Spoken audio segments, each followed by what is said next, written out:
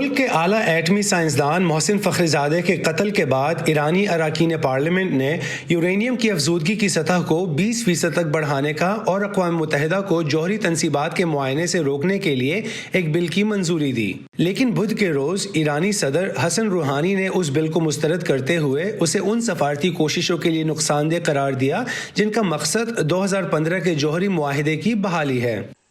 Media میں یہ قیاس آرائیاں ہو سکتی ہیں کہ میں کل اس بل کی وجہ سے پارلیمنٹ میں نہیں گیا جو کہ انہوں نے منظور کیا ہے۔ یقیناً حکومت اس بل سے اتفاق نہیں کرتی اور اسے جاری سفارتی کام کے لیے نقصان دہ سمجھتی ہے، لیکن میرا پارلیمنٹ میں نہ جانا صرف کرونا وائرس کے حفاظتی ہدایات کی وجہ سے ہے۔ محسن فخرزادہ کے قتل کے بعد عرب اور ایرانی میڈیا دونوں نے گزشتہ 48 گھنٹوں کے دوران 2 اور اعلیٰ سطح کے ایرانی فوجی اور انٹیلیجنس اہلکاروں کی ہلاکت کی اطلاع دی۔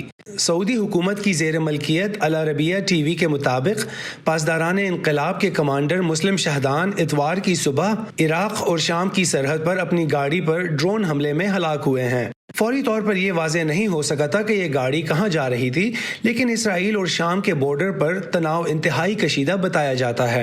ایک اعلیٰ ایرانی سیکیورٹی اہلکار نے اسرائیل پر الزام لگایا کہ اس نے ایران کے عسکری جوہری پروگرام کی بنیاد رکھنے والے سائنسدان کو فاصلے سے ہلاک کرنے کے لیے الیکٹرانک آلات استعمال کیے۔ بدقسمتی سے یہ آپریشن انتہائی پیچیدہ آپریشن تھا اور یہ الیکٹرانک آلات استعمال کر کے انجام دیا گیا تھا۔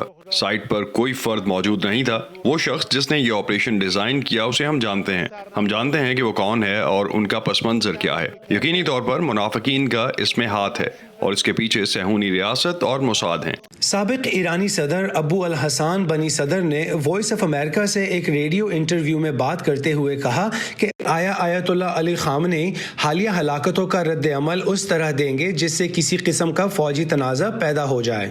ان کا کہنا ہے کہ اسرائیلی وزیر اعظم اور سعودی ولی عہد کے پاس ایران کو کسی ممکنہ تنازع میں پھنسانے کی اندرونی سیاسی وجوہ ہو سکتی ہیں۔ سابق ایرانی صدر یہ سوال بھی کرتے ہیں کہ کیا کہیں ٹرمپ انتظامیہ آنے والی بائیڈن انتظامیہ کو اس کی ممکنہ ایران پالیسیز میں محدود کرنے کی کوشش تو نہیں کر رہی۔ خبر رساں ادارے روئٹرز کے مطابق جوہری توانائی سے چلنے والا امریکی طیارہ بردار بحری جہاز محسن فخرزادہ کے قتل سے قبل گزشتہ ہفتے خلیج فارس میں داخل ہوا تھا۔ امریکی میڈیا نے بھی یہ اطلاع دی کہ امریکہ نے اپنے B-52 بمبار طیاروں کو مشرق وسطی کے متعدد اڈوں پر تعینات کیا ہے۔ Imran Jadoon, voice of America.